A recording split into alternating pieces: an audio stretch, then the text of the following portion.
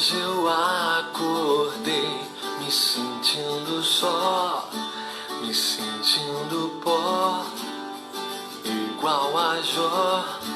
Hoje eu acordei me sentindo só.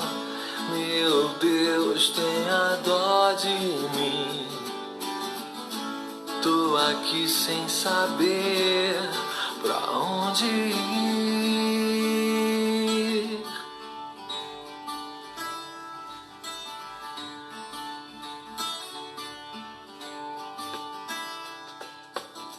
Nem tudo tá legal, tá tudo mal. Não consigo mais te ouvir. Hoje não tô nada bem. Vejo tudo embaçado, tudo nebuloso ao meu redor.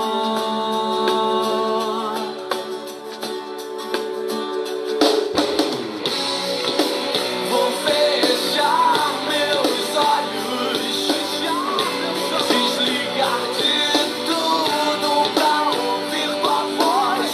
Me leve pra fora da aldeia.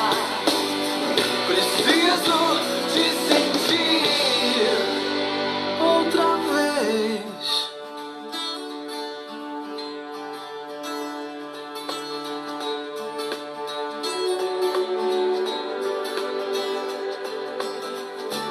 Por favor, tenha paciência.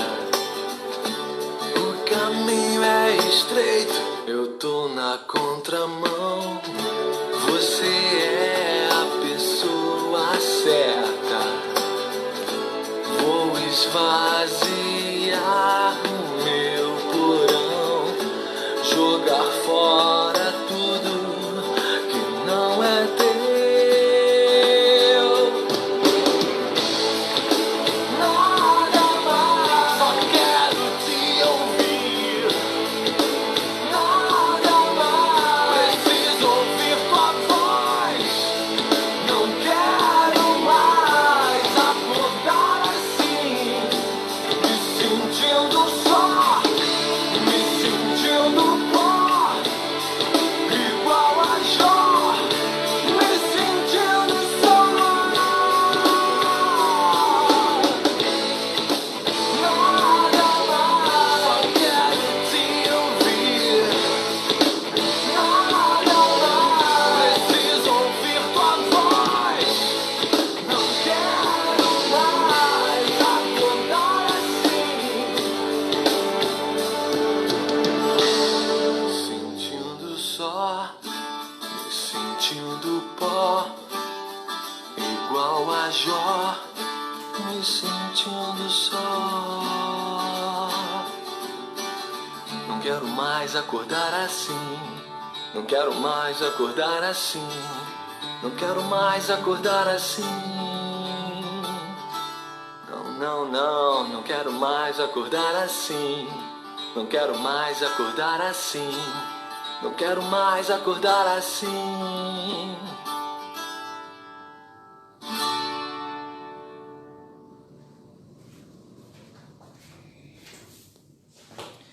Boa noite, a paz do Senhor, que Deus abençoe nesse dia, nesta noite, com a graça soberana do Pai. Quantas vezes você já acordou-se, se sentindo um pó, como Jó? Quantas vezes você já passou por dias difíceis, provações, lutas, e às vezes isso continuou e continuou e continuou? Ou quem sabe você está passando hoje numa situação como essa, enfrentando tribulações, provações que têm sido difíceis, que têm sido algo complicado para vencer, mas que você sabe que com a graça de Deus você vai superar, porque Deus é quem nos sustenta. Semana passada nós concluímos né, com a graça de Deus, aquele estudo que nós tivemos, né, aquela nossa simples exposição de Gálatas, né, nosso esforço de ensinar um pouco a respeito do Evangelho, da graça de Deus, o Evangelho maravilhoso, o Evangelho que liberta, o Evangelho da liberdade. E eu disse que hoje nós iríamos iniciar em outra epístola, outra carta. Então, nós iremos começar. E a epístola que nós vamos iniciar hoje não é de Paulo, é a epístola de Tiago, isso mesmo. Então, eu gostaria que você abrisse aí a sua Bíblia na epístola de Tiago, lá no início, no capítulo 1, e nós vamos fazer aí, trazer algumas informações, né, dessa epístola na nossa introdução. Então, abra aí em Tiago, capítulo 1, tá bom? Tiago, né, lá depois de Hebreus, aí começa Tiago. Então, é lá no final da sua Bíblia, não é no início, mas lá no final. Então, um momento.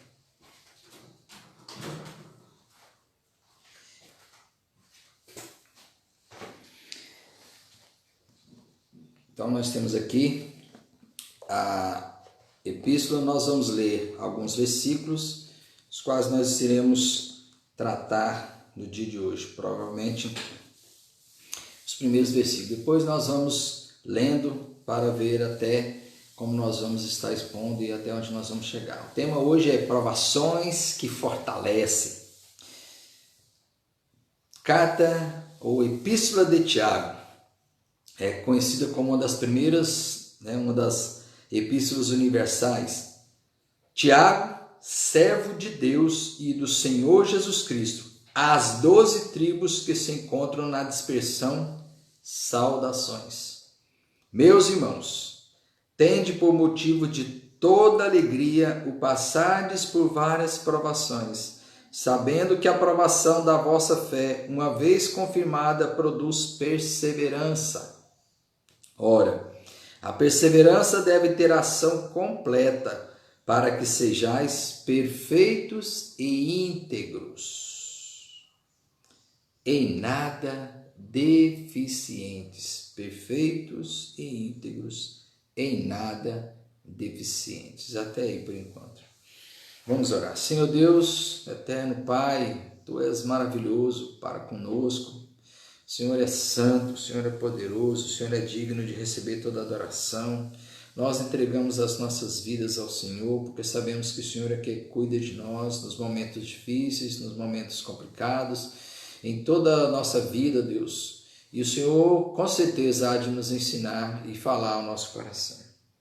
Fala de forma maravilhosa e nos ajude, ó Pai, a compreender cada vez mais a palavra do Senhor e possamos aplicá-la aos nossos corações. E assim nós possamos compreender a Tua verdade. Nos dê sabedoria para entender, ó Deus, esses estudos que vão ser ministrados a partir de hoje na Epístola de Tiago, para a honra, glória e louvor do Teu santo nome. Amém. Meus irmãos, a Epístola de Tiago, interessante, nós tratamos da Epístola de Tiago hoje, logo depois de terminarmos a Epístola de Paulo aos Gálatas. E por que eu estou dizendo isso? Porque, veja só, existem alguns contrastes entre estes dois servos de Deus. São homens de Deus, escolhidos por Deus para escrever realmente mensagens que fossem direcionadas ao povo de Deus. Interessante que algumas pessoas não tiveram muita dificuldade em lidar com a Epístola de Tiago. Uma dessas pessoas é o famoso reformador Martim Lutero.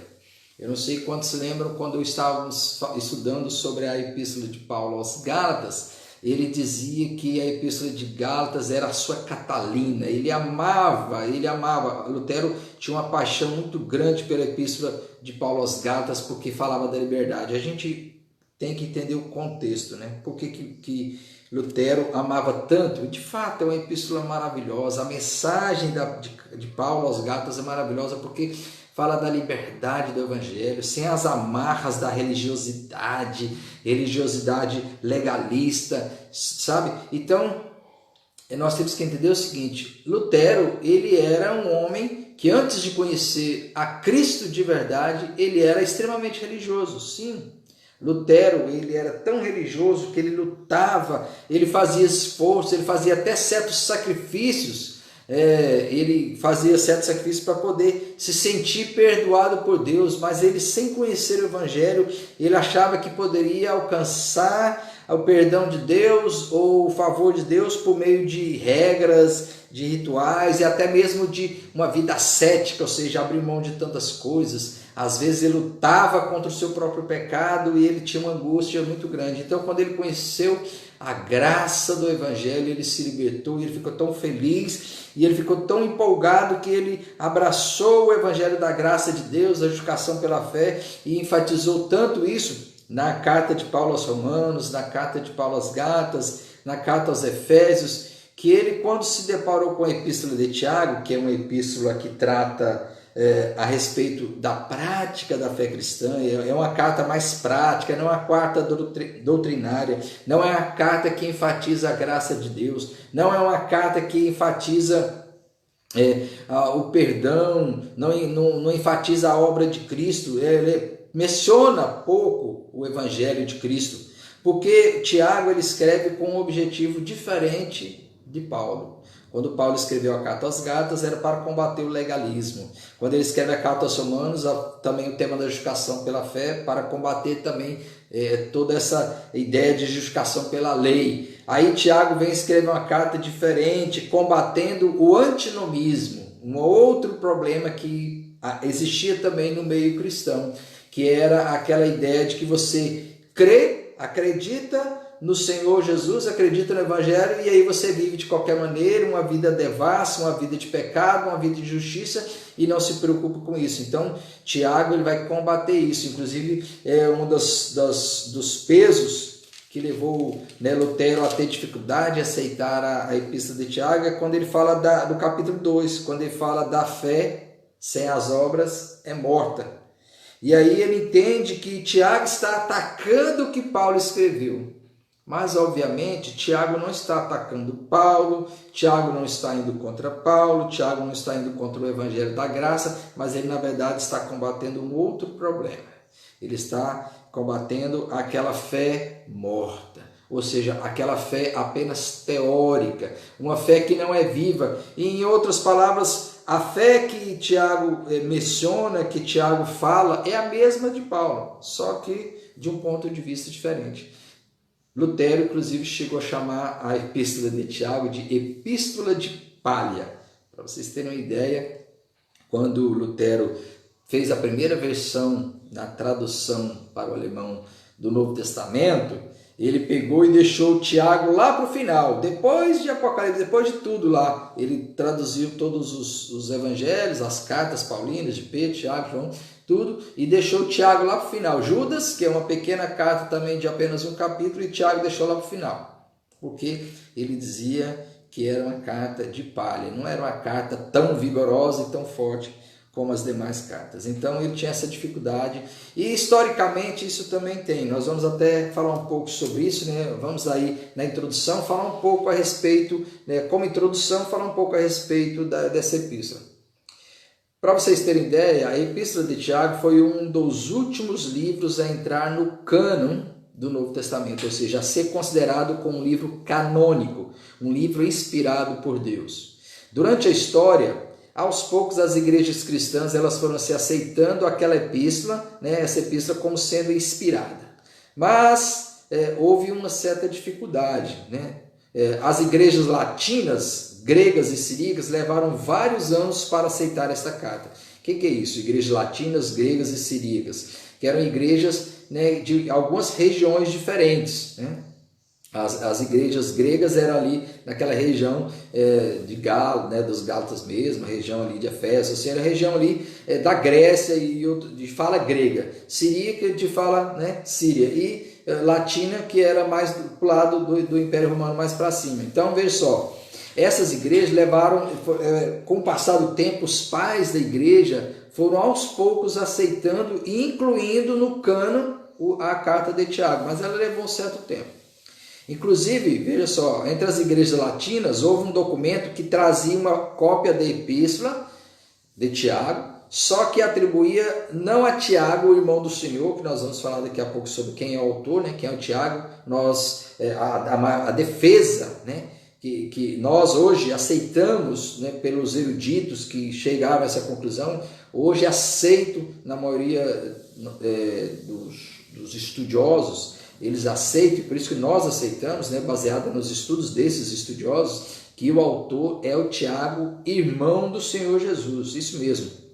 Jesus ele teve alguns irmãos, se você for lá em Marcos capítulo 3, eles falam, não é este o carpinteiro, aliás, capítulo 6 de Marcos, não é este o carpinteiro, não está entre nós os seus irmãos, Tiago, José, Judas? Pois é, ele tinha um irmão chamado Tiago. Esse irmão, inclusive, Tiago e os demais irmãos, no começo tiveram muita dificuldade de crer em Jesus. Eles não criam no próprio irmão, porque eles tinham uma certa dificuldade ali. Mas com o passar do tempo, inclusive, Tiago está junto com todos os apóstolos, lá no início da igreja cristã, né, a igreja do Novo Testamento, a igreja neotestamentária, lá no capítulo 1, quando a gente vê que os discípulos estavam reunidos no cenáculo para oração, Tiago estava entre eles, Maria, a mãe dele, e também Tiago estava ali. Então, quer dizer, ele era um crente no seu próprio irmão, que agora já não era simplesmente o seu irmão, mas o Senhor. Tanto é que é interessante que quando Tiago ele escreve aqui,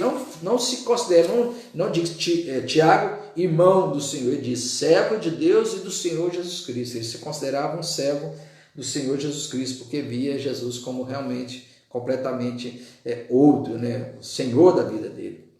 Alguns, né, atribuíam a primeira carta, primeiramente, a Tiago, filho de Zebedeu, o apóstolo, irmão de João. Só que não era possível ser esse Tiago. Por quê? Esse Tiago, que é o irmão do Senhor, né, o irmão de João, aliás, esse primeiro Tiago, o apóstolo, irmão de João, ele não poderia ser o autor da carta, até porque ele foi o primeiro apóstolo a ser mártir. Ele foi martirizado, você vai ler lá em Atos, que ele foi morto. Lá no capítulo 12 de Atos, Herodes manda matar, ele mata a espada esse Tiago, irmão de João. Então não poderia ser ele.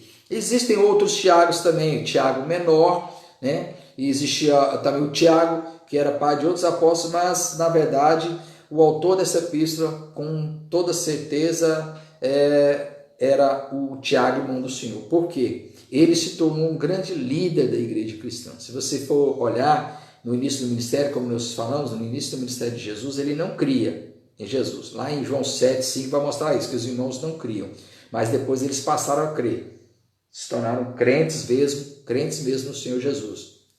E veja que ele se tornou um líder da igreja, porque quando nós vamos lá para Atos 15, e isso é interessante porque quando nós estudamos Gálatas, a gente está todo este capítulo de Atos, né? Atos 15, que foi exatamente aquele sínodo, ou aquele concílio que aconteceu ali na cidade de Jerusalém. A igreja se centrava em Jerusalém, e ali, naquele concílio, eles decidiram que o apóstolo Paulo e Barnabé seriam os apóstolos aos gentios, e eles também decidiram que não deveria se colocar cargas, né? Lembra tudo que nós tratamos? E um dos líderes, aliás, o líder daquela reunião, quem foi? Não foi Pedro, foi o Tiago. Tiago era um dos grandes líderes. Paulo vai chamá-lo de uma coluna da igreja, ele vai falar isso em Gálatas também. Em 1 Coríntios, ele vai falar também que o Senhor Jesus apareceu para Tiago. Aliás, em Gálatas mesmo, Paulo diz que quando foi a Jerusalém, ele se encontrou com quem? Com Tiago. Então ele se tornou um grande líder da igreja, e ele escreveu essa carta exatamente porque era um líder. E para quem que ele escreveu essa carta? Interessante isso. Olha, primeiro, em relação à introdução, Tiago ele começa a sua epístola, como nós já falamos, intitulando-se simplesmente como servo de Deus e do Senhor Jesus Cristo.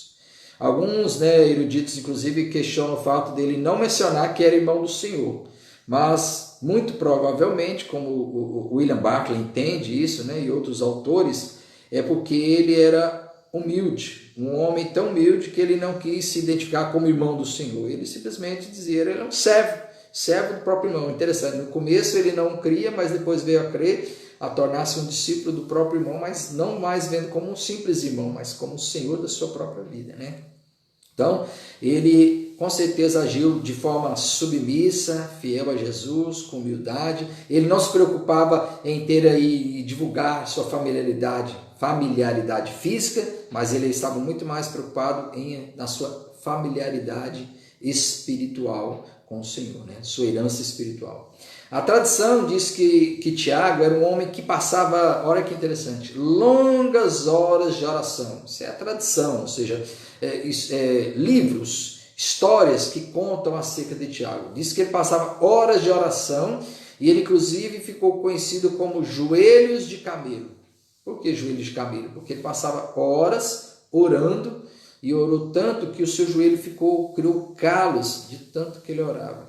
Outra história que é contada pela tradição é que ele foi martirizado nas mãos de um sumo sacerdote chamado Ananus.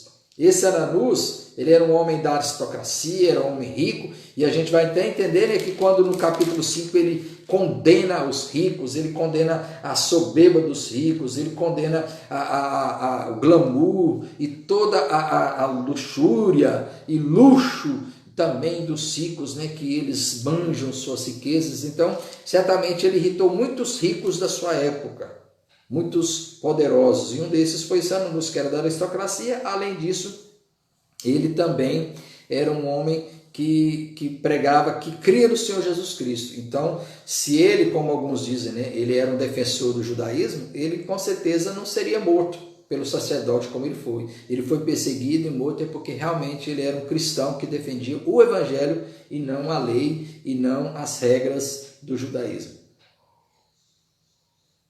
Vamos lá, ainda no versículo 1, ele diz: Tiago, servo de Deus e do Senhor Jesus Cristo, às 12 tribos que se encontram na dispersão, saudações. Bom, aqui nós vemos no final do versículo para quem ele escreveu, ou seja, quem são os destinatários desta carta, ou seja, quem foi o primeiro público, quem foi realmente o grupo de pessoas que recebeu essa carta para ler e se edificar.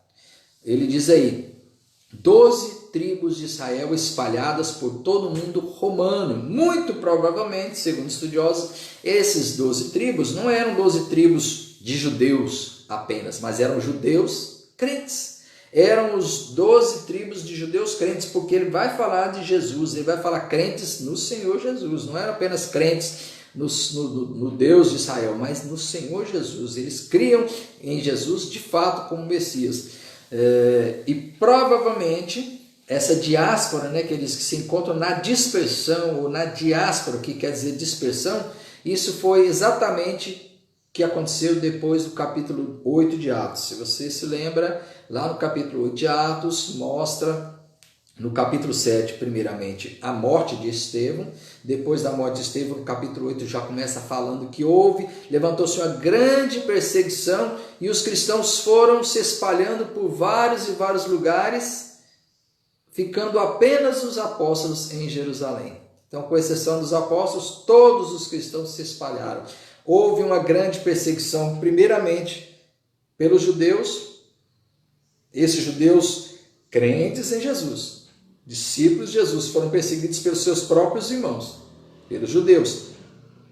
E também, depois disso, eles foram perseguidos pelo Império Romano, né? William Barclay, ele menciona que em outras ocasiões, vários judeus foram tirados da Palestina e levados também para Roma, poucos anos antes de Cristo, cerca de 65 anos. Então, esses que saíram também, né, antes mesmo de Cristo, que foram espalhados, receberam o Evangelho. Ou seja, esses cristãos que saíram, se espalharam e pregaram o Evangelho para todos os judeus. Porque, lembra, Paulo tinha esse costume, ele e Barnabé geralmente pregavam nas sinagogas. E muitos cristãos também, eles eram judeus, criam em Cristo, iam para as sinagogas e ali eles pregavam a Jesus para os próprios judeus. E ali, claro, aqueles judeus dispersos de Israel ouviram, creram e se tornaram cristãos. Então ele está escrevendo a carta para esses judeus espalhados, eram judeus, não gentios, judeus, mas judeus crentes no Senhor Jesus. Isso é importante a gente dizer, que eles eram crentes no Senhor Jesus. Então, veja só, os temas principais. Quais são os temas principais desta carta que nós vamos tratar então durante esse estudo? Fé, provação, né, que inclusive o início da carta já vai falar sobre isso, sabedoria, domínio da língua e submissão a Deus. Então ele vai falar sobre esses temas: fé, provação, sabedoria, domínio da língua e submissão a Deus. Claro que vai ter outras coisas, né? Como a condenação da riqueza, sim, mas isso isso também está dentro do assunto provação, porque eles eram provados, os pobres eram perseguidos, os pobres sofriam nas mãos dos ricos, né? Existiam coisas desse tipo lá, então ele tratava desses assuntos também. Vamos lá. Primeiro, então, primeiro ponto, exatamente a provação. Fé e provação. Olha como é que ele começa aí a sua carta. No versículo 2: meus irmãos, tende por motivo de toda alegria o passardes por várias provações. Ele já começa a carta dando uma orientação aos cristãos para que eles tivessem como um motivo de alegria passar por provas. Por quê? Como eu falei, esses cristãos eles estavam longe do lar. Eles eram judeus e estavam longe de Israel, espalhados pelo mundo romano.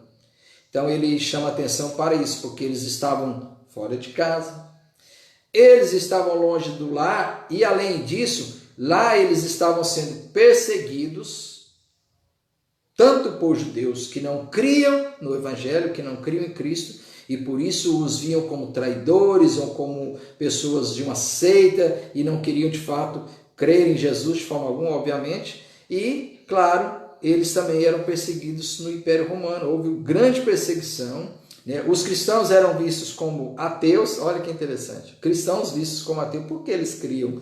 Eles eram vistos como ateus. É interessante. Roma, no Império Romano, eles criam em vários deuses. E os cristãos só criam em um só Deus. Então, por isso, eles eram perseguidos, chamados de ateus. Eles também eram mal vistos na sociedade. Havia até uma confusão. Os cristãos eles celebravam, como até hoje nós celebramos, né, a ceia do Senhor. Na ceia do Senhor, nós, quando celebramos, afirmamos que comamos do corpo e do sangue de Cristo. Espalhou-se uma boato, né? Veja só que as fake news, olha que interessante. Você acha que fake news é algo dos dias de hoje, né? Fake news, desde que o mundo é mundo, existe fake news. Aliás, a primeira fake news foi a da serpente, né? A gente sabe disso, que mentiu para Eva. Mas veja só, espalhou-se realmente uma fake news lá, um boato naquela época, que diziam que os cristãos eram canibais. Olha que interessante, que terrível. As pessoas espalharam esse boato, por quê? Porque os cristãos celebravam a ceia do Senhor, comiam do corpo e do sangue do Senhor. A gente sabe que não é literalmente que comia do corpo, né? A gente sabe que espiritualmente Cristo está presente na celebração, que é quando tomamos ali o vinho, né? Que é o suco de uva, que é o suco de uva, na verdade, é o nome que o nome vinho era dado tanto para o suco de uva novo, vinho novo, que era não fermentado, e o velho também. Então, independente de qual seja, o vinho representava o sangue e o pão o corpo, e eles participavam como hoje nós participamos. E aí saiu-se com essa história. O boato é que eles eram canibais.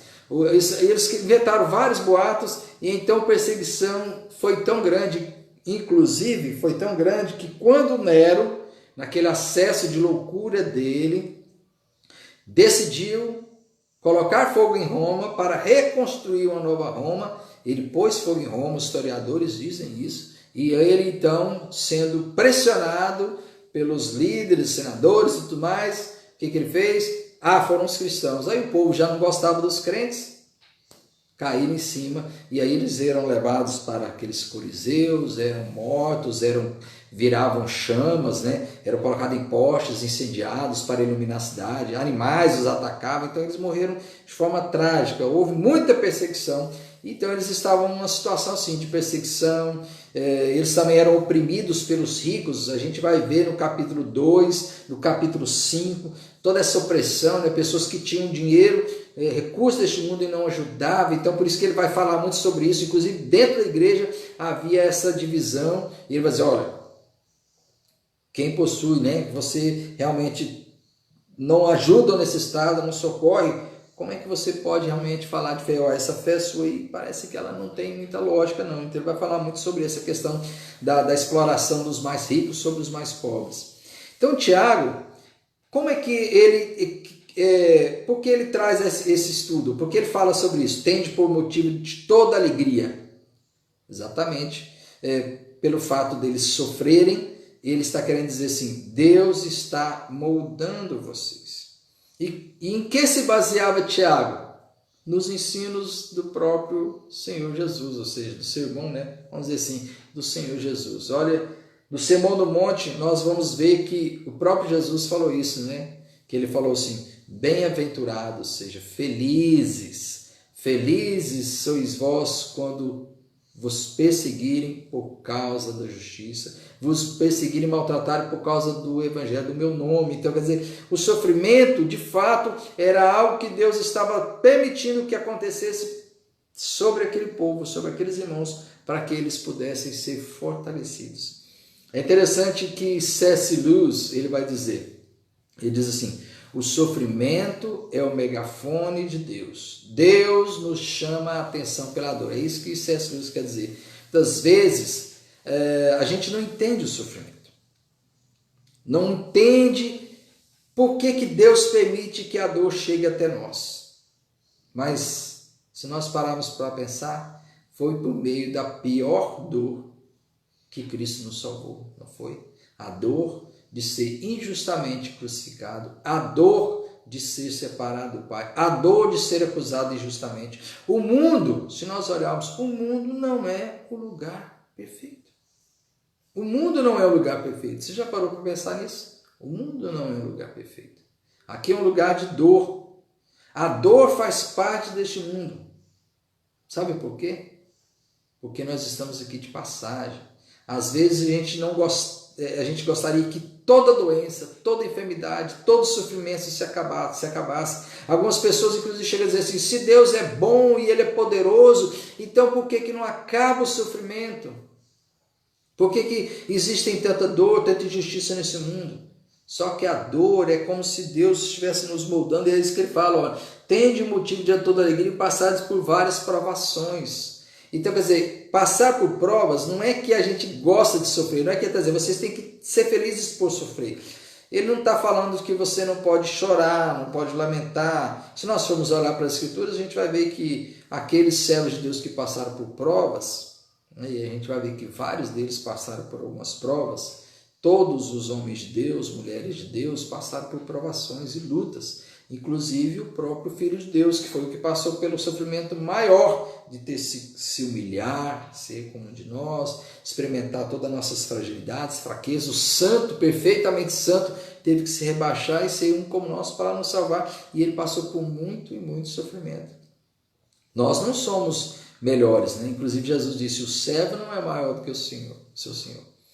Ele disse, no mundo tereis aflições. Então, quer dizer, o sofrimento, ele é agradável não por causa do sofrimento em si, mas pelo que ele produz. Olha só, versículo 3.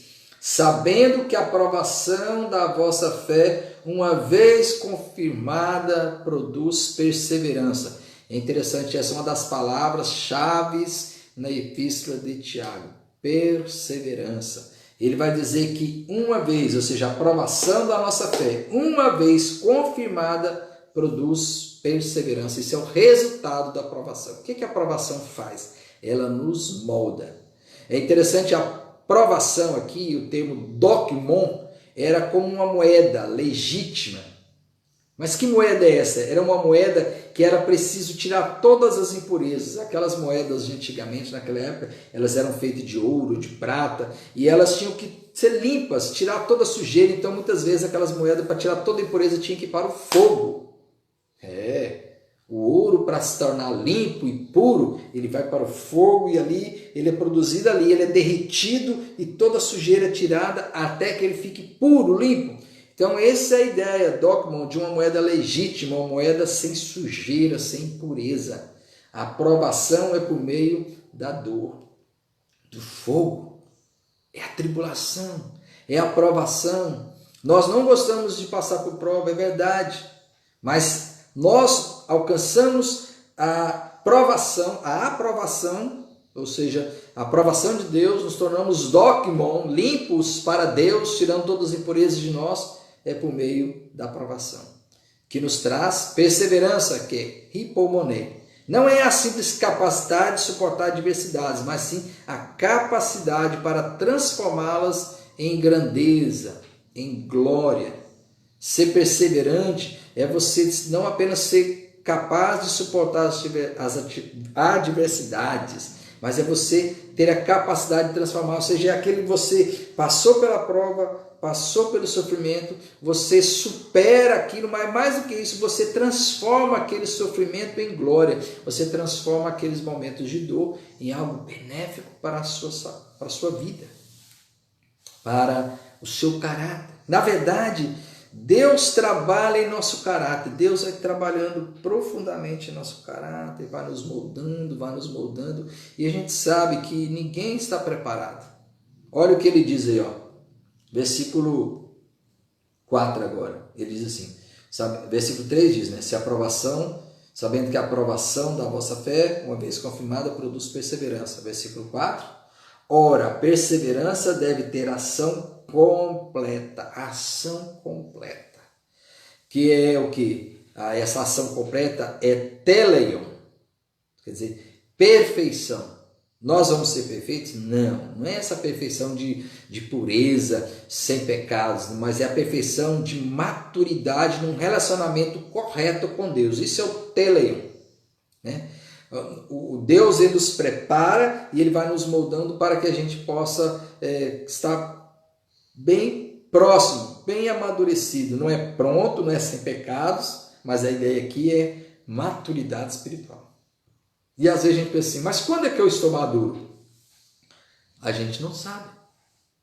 Talvez a gente pense, mas eu já alcancei a maturidade espiritual, já tenho tantos anos na igreja, mas será que ainda não há uma necessidade de transformação, de mudança ou de alguma coisa que precisa ser mudada na minha vida ainda e na sua? Eu sempre gosto de citar o exemplo de Jó. O exemplo de Jó. Jó é uma das ilustrações mais bonitas da Bíblia em relação quando a gente fala sobre esse tema de sofrimento. Porque imagina, não tem ninguém assim, né, entre os mortais, meros mortais, né, com exceção de Jesus, que sofreu tanto, né, ali nas Escrituras como Jó. Um homem que a Bíblia começa falando que ele era justo, íntegro, que se desviava do mal. E o que aconteceu com Jó? É um homem que tinha recursos, família e saúde, perdeu tudo. Perdeu toda a sua riqueza, perdeu os filhos. Imagina você perder todos os seus filhos, 10 filhos, 3 filhas e 7 filhos, e perder num dia só, morrer tudo. Além disso, ficar doente dos pés à cabeça. E além disso, a tua mulher dizer para você, amaldiçoa esse teu Deus e morre. E dizer uma palavra assim. Jó passou por tudo isso, sofrimento. Ele não passou calado, né? Ele reclamou, ele murmurou. Ele falou coisas que muitas vezes era tola, a gente até vai falar isso quando tocar no assunto de sabedoria. Só que ele era um homem que não pecou com seus lábios, mas ele ainda estava sendo trabalhado por Deus. A gente podia dizer, mas a Bíblia já diz que ele era um justo e íntegro, que ele se desviava do mal. Na defesa dele, ele fala coisas que ele fazia que eram realmente justas. Ele cuidava do necessitado, socorria os oprimidos, ele ajudava os pobres. É verdade. É mentira que ele estava em pecado? Sim, aqueles amigos dele que faziam acusações contra ele, na verdade estavam errados. Ele não estava em pecado, mas Deus ainda estava trabalhando, ou seja, Deus ainda estava aperfeiçoando. Assim como aperfeiçoou a vida de muitos. Hoje de manhã eu fiz uma reflexão bem rápida nesse texto, mas hoje nós estamos ampliando. Lembra-se de Abraão? Abraão, ele foi chamado por Deus, foi escolhido por Deus. Deus disse, sai da tua terra, da tua parentela e vai para o lugar que eu te mostrarei. Interessante, Abraão saiu, ele foi um homem de fé, obedeceu, mas Abraão, ele cometeu muitos erros na vida dele. Ele teve momentos que ele mentiu, que ele enganou, não foi só uma vez. Ele deixou de crer em Deus em um certo momento, quando ele e Sara planejaram ter um filho fora do casamento com Agar. Então, quer dizer, ele cometeu vários erros, mas Deus foi trabalhando. Até que chegou o momento, quando Deus realmente deu o filho a ele, Agora já estava, Abraão já estava tão amadurecido na fé que Deus disse a ele: agora me dá o teu filho, o teu único filho, em sacrifício. O que ele fez? Ele foi lá e levou Isaac, estava disposto. Por quê? Porque ele agora tinha uma fé muito mais amadurecida, muito mais fortalecida, e ele agora estava disposto, inclusive, a abrir mão do seu filho, porque ele também já tinha certeza e a convicção de que Deus era poderoso, inclusive, para ressuscitar. É isso que diz Hebreus, que ele cria que Deus poderia ressuscitar. Então o tema aqui perfeito é isso, teleion, uma maturidade espiritual. E outro termo que ele vai dizer, né, diz assim, uma vez confirmada, a perseverança pode ter ação completa para que sejais perfeitos e íntegros. Perfeitos é teleion, né? Íntegros, completo, a ação completa, quer dizer, usa-se com referência ao animal que é apto para ser devotado em sacrifício a Deus, e ao sacerdote que é idôneo para servir a Deus, ou seja, uma pessoa completa, sem nenhuma falha, sem nenhuma vamos dizer, falta. É isso que realmente, claramente, está ensinando o Tiago aqui, que há uma necessidade de uma completude, de ser completo, de ser pronto para servir a Deus. E às vezes Deus vai trabalhar no nosso caráter. Trabalhou na vida de Abraão, na vida de Moisés, por exemplo, ele já estava com 40 anos, ainda lá no palácio de Faraó. Ele quis libertar o povo de Israel, brigou lá com um egípcio, matou um egípcio para proteger um israelita, depois porque ele queria com a sua própria força libertar o povo. Ele foi descoberto e fugiu, ficou 40 anos no deserto, ou seja, Deus trabalhando o caráter dele. E ainda assim Moisés foi lá e passou por prova, teve que desafiar Faraó, Deus mandou as pragas, ele foi e andou ainda ali por muito tempo, por mais 40 anos, andando com aquele povo pelo deserto. E quando chegou lá de frente à terra de Canaã, o que aconteceu? Ele olhou do monte, viu toda a terra, mas não entrou, porque ele ainda desobedeceu a Deus lá. Mas ele estava completo, ele estava perfeitamente trabutado por Deus, trabalhado para estar com o Senhor, para estar na glória com Ele. Só não conquistou a terra aqui, mas a terra celeste com certeza. Então, porque ele foi trabalhado por Deus, Deus foi moldando a vida de Moisés, assim como a vida de Davi, assim como a vida de Daniel, assim como a vida de Neemias, de Esdras, de todos os homens, de todas as mulheres também, de Pedro, de todos os homens. É assim que Deus faz, Ele vai moldando, Ele vai trabalhando, Ele vai nos edificando, fazendo uma nova vida. Agora, finalzinho, a parte final, versículo 4. Para que sejais perfeitos e íntegros, em nada deficientes. Né? Essa parte, o resultado da aprovação é isso, né? Essa parte ainda está dentro do resultado da aprovação, essa ideia de eficiência, né? De estar completamente preparado, sem nenhuma deficiência. Em nada deficiência aqui o verbo usado é lepstai, e essa palavra ela usa-se com referência à derrota de um exército, ao abandono de uma luta ou ao fracasso em alcançar o ideal que devia ser alcançado. Então, quer dizer, essa deficiência é quando um exército está ali pronto para vencer a guerra, mas ele perde porque deixou de alcançar o ideal que ele deveria ser alcançado. Então, o que é a ideia de Tiago? Como eu falei, sempre a perseverança.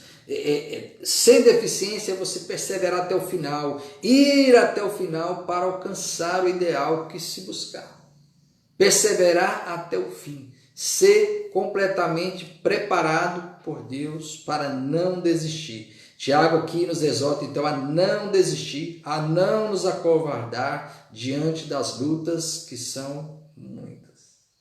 E como esta palavra, como esta mensagem tem significado para nós nos dias de hoje, não é? Nós estamos passando por um período extremamente complicado. Estamos aí vivendo dias de crise sanitária, crise na saúde, pessoas morrendo aí todos os dias por causa dessa enfermidade. Nós estamos muitas vezes trancados, né? Não totalmente trancados, mas em quarentena, não podemos estar fazendo tudo aquilo que gostaríamos, nossas reuniões não estão acontecendo, por isso nós temos que estar sempre preparando essas mensagens, transmitindo ao vivo pela internet. e a gente tem enfrentado outros tipos de lutas, e agora nós estamos também passando por dificuldades, porque a crise econômica ela é séria, tem empresas que estão passando por dificuldades, tem pessoas no Brasil, já existem milhões de desempregados, já havia, agora tem aumentado, pessoas que certamente estão passando necessidade, parentes que estão passando por outras lutas, e além disso é uma crise política, está toda uma muvuca aí de briga pelo poder, e as pessoas estão nessa muvuca, tudo isso, todas essas discussões que estão já chegando às suas, com perigo de haver confronto entre as pessoas. Então isso tudo nos angustia a nossa alma, traz preocupações, e aí de fato as nossas provações, somos provados. Deus está nos provando. E por que Deus está nos provando? Porque Ele quer pessoas amadurecidas, sabe? É neste momento que o crente se mantém firme, ele não vai à igreja todos os dias, ele não tem condições de estar nos cultos, mas ele não desistiu de servir a Deus. Ele serve a Deus em casa mesmo, dando testemunho. Hoje eu estava ouvindo mesmo uma mulher pregando, achei interessante. Ela falou algo que é muito interessante. O lugar mais difícil de ser crente, sabe onde é? É em casa. Ela falou algo interessante e é verdade, a gente não pode discordar, né? É difícil ser crente em casa, porque na igreja não é tão difícil. Às vezes a gente veste aquela roupa de crente, né? Roupa toda ajeitada, toda bem alinhada, né? Roupa decente, vai para a igreja, levanta os braços, canta, faz orações com as vozes mais bonitas, com toda a entonação. A gente está no serviço, a gente faz todo o esforço de dar, né, de parecer tudo correto, mas em casa não tem jeito. Quando você quer saber se uma pessoa realmente é crente, você tem que ir na casa, saber a opinião dos familiares, né? Testemunho, porque é a minha esposa que sabe realmente se eu sou crente ou não. E eu sei se ela é ou não. Eu sei, e meu filho sabe, porque, sabe, muitas vezes nós agimos com falta de um compromisso sério. Então, nós temos que ser crentes onde nós, em todos os momentos e em todos os lugares. Então, Deus está amadurecendo agora os crentes, para os crentes agora sejam crentes mais firmes. Mesmo no meio dessa dificuldade, Deus quer que nós sejamos preparados. Que nós sejamos perseverantes, que nós sejamos maduros, que nós sejamos completos, que nós sejamos perfeiçoados. É a maturidade espiritual. Deus está trabalhando no meu caráter e no seu caráter, no meio da provação. Por isso que Tiago diz, tende por motivo de grande alegria. Porque quando a gente passa por provação, a gente não fica alegre, mas quando a gente depois percebe que aquela provação, aqueles momentos difíceis, amadureceu a nossa fé, amadureceu, mudou o nosso caráter, a gente vai fazer, como eu sempre menciono, né? Jó era um homem justo e íntegro, mas lá no final ele diz assim, eu te conhecia só de ouvir falar, mas agora os meus olhos te veem. Ou seja, Jó teve uma imensa bênção de Deus na vida dele. A maior bênção de Jó não foi ter tudo de volta. Não foi nem mesmo ter os seus outros 10 filhos. E nem ter o dobro. Isso é só um bônus. A grande bênção de Jó foi ele exatamente compreender isso. Eu só te conheci de ouvir falar, mas agora os meus olhos te veem. Ou seja, agora eu tenho uma intimidade. Eu conheço o Senhor mais profundamente. Este conhecimento, é isso que Deus quer, que a gente tenha uma profundidade e um amadurecimento neste relacionamento. E neste caso, né, o que Tiago está dizendo e orientando e fortalecendo, exortando os cristãos que estão distantes, passando por todas as provações, ele está exortando-os a manterem firmes, perseverantes, porque Deus está trabalhando no caráter deles, para que eles não desistam, para que eles sejam preparados, cada vez mais preparados, cada vez mais aperfeiçoados. Iremos aprender muitas coisas com as orientações de sabedoria de Tiago. Começamos com essa instrução acerca da nossa vida em um mundo cheio de lutas e provações. Hoje a nossa vida não é diferente da vida daqueles cristãos lá daquela época. As lutas são outras, mas há lutas. Nós estamos em um mundo cheio de injustiça, de maldade, de corrupção, e muitas vezes nós estamos envolvidos e precisamos ser luz no meio dessas trevas. Deus, ele não torna o nosso mundo perfeito. Sabe? As pessoas, por que Deus não acaba com o sofrimento? Interessante. Isso é uma das razões bíblicas porque Deus não acaba com o sofrimento. Eis aqui um dos motivos bíblicos e claros. Deus não torna o mundo um mar de rosas, um lar perfeito, um lugar perfeito, um lugar definitivo só de bonança, não. O mundo não é perfeito por alguns motivos. Primeiro, porque aqui não é o nosso lar definitivo. Se aqui fosse um lar perfeito, ninguém ia querer sair daqui, né? A gente ia querer ficar mais tempo aqui, nem ia querer saber de estar na glória com o Senhor. Ia querer ficar cada vez mais neste lugar, né? Vivendo as suas vidas aqui perfeitas. Segundo, porque este mundo será restaurado. Ele não é perfeito agora, mas a Bíblia diz que haverá novos céus e nova terra. Deus irá restaurar todas as coisas. E também é neste mundo cheio de sofrimento e lutas que ele irá moldar o nosso caráter, nos tornando cristãos mais maduros para servir. Então Deus realmente, ele usa este mundo cheio de maldade, este mundo corrupto, este mundo cheio de dor, de sofrimento, para trabalhar nossas vidas. Nós precisamos ser como ouro, provados pelo fogo, para que nós possamos ser como aos Dokimon, né? Dokimon, aquelas moedas totalmente preparadas, legítimas, sem pureza. Deus está trabalhando em nós para que nós sejamos aprovados. Felizmente, no meio da provação, alguns são reprovados, porque no meio da provação, como a parábola do semeador, né, diz que algumas sementes caíram no meio de pedras, e ali era como que, e cresceu rapidamente, mas aí vieram as provações, as lutas, as angústias, a pessoa foi e morreu. Aí morre aquela semente, aquela planta morre. É a mesma pessoa que quando vem as provações, logo ela desiste. Mas aquelas que caíram em boa terra, né, que é onde ele é provado, mas ele é transformado, abençoado, e na verdade as provações, elas moldam, as provações servem para moldar o caráter realmente do verdadeiro cristão. Quando o coração é endurecido, né, algumas vezes a provação endurece mais o coração. A provação ela pode amolecer ou endurecer. Isso depende do coração.